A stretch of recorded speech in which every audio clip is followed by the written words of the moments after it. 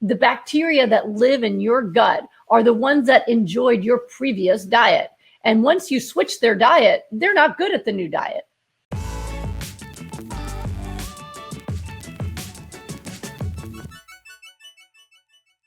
It is normal to be bloated and gassy when you change your diet to a Goodbye Lupus protocol. When you start doing super high levels of raw foods and high fiber foods, fiber, what it does is fiber causes your bowel to suck in water.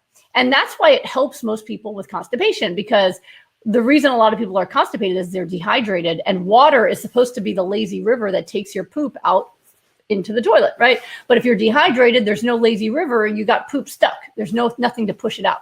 So when you eat fiber, it pulls water into the bowel, which then allows the poop to leave, right? But if you eat a ton of fiber and you're drinking a lot of water because you're doing my protocol and you're drinking a lot of water, well, guess what? Fiber is going to pull water into the bowel and your bowel is going to go blah. It's going to be full. But that's not pathological. That's okay. It's all right to be bloated. Most of us who eat a lot of fiber, we are bloated by the end of the day. And then in the morning, we're back to normal again, because it's normal to have fiber pull water into your gut. Now, if you are blocked up, if you are constipated and bloated, it could be that because your gut is so slow, some people they've eaten so little healthy fiber in their life that their gut muscles are weak. They don't even squeeze properly. Things are stuck.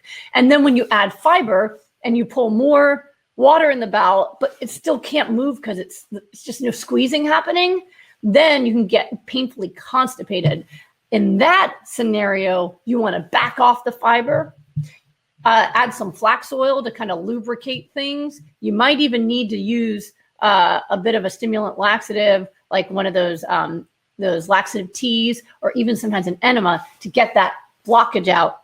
And then you're going to have to move a bit more slowly because your gut has to become stronger to get the level of fiber out. So this is something I usually do when I'm working with people. So like we have a lot of people who've done rapid recovery with me for this reason, where their guts just are not handling it properly, and we have to do a slower, more guided approach to allow things to move and help the gut as it needs to. But if it's just bloating and gas, it's going to happen. The other reason it's happening is realize that the bacteria that live in your gut are the ones that enjoyed your previous diet.